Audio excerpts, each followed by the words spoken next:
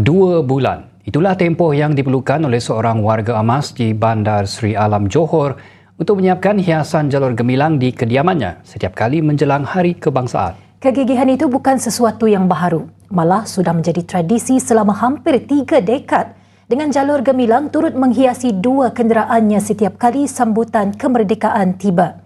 Laporan Wakil TVS Johor, Yahya Kiprawi. Bagi M. Kandapan, 66 tahun, sambutan Hari Kebangsaan bukan sekadar acara tahunan, sebaliknya masa untuk menzahirkan rasa cinta kepada tanah air.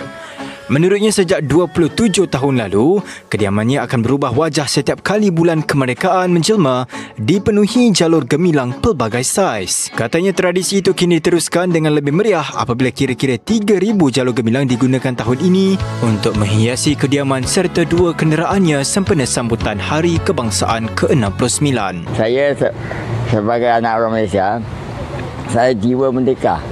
Pasal apa? Saya bila hari merdeka, saya tak boleh diam. 2 bulan saya kerja banyak sangat. Tak lepas saya ada idea macam mana nak buat ni, tahun nak buat macam mana, nak corakkan rumah lagi cantik. Pasal kita punya pengalaman kutu dulu orang susah. Bukan senang dapat merdeka. Bapa atuk nenek kita kan pernah jajakan negara Malaysia ni banyak susah. Katanya 2 kenderaannya turut dibawa mengelilingi Bandaraya Johor Bahru sekaligus menjadi tarikan orang ramai. Semangat itu juga mendorongnya untuk mengajak masyarakat sama-sama menghargai nikmat kemerdekaan yang dikecapi hari ini. Kalau kita dah anak orang Malaysia, kita semangat kita kalau orang tak boleh buat, kita buatlah macam mana kita boleh buat. Bila hari merdeka kita kibar jalur gemilang dengan meriah lah. Jangan pasang bendera dengan terbalik. Kita ikut bendera. Itu pasal kita semangat cinta negara kita. Usaha Kandapan menyemarakkan sambutan Hari Kebangsaan itu turut mendapat perhatian rakan dan jiran yang melihatnya sebagai satu contoh semangat cintakan negara. Beliau tidak meminta bantuan kewangan daripada sesiapa pun. Hasil daripada kederat beliau, hasil daripada pendapatan beliau, wang ringgit yang ada pada dia gunakan benda ni.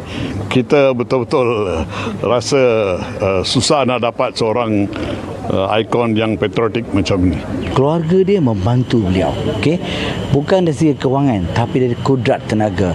Kalau tengok macam mana cara dia buat kolom tu untuk menunjukkan tangan setia dia dengan bendera jalur gemilang. Jalur gemilang tu jadikan asas untuk kolom. Kolom ni adalah masyarakat India selalu buat bila ada perayaan.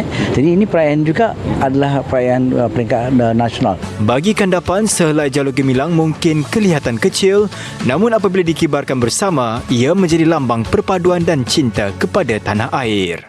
3,000 jalur gemilang, 2 kenderaan dan 27 tahun tradisi menjadikan Kandapan antara warga yang terus menyalakan semangat patriotisme. Daripada Bandar Seri Alam Masai Johor, semangat merdeka Kandapan terus berkibar, membuktikan cinta kepada negara tidak pernah mengenal usia. Yahya Kiprawi, TVS Johor.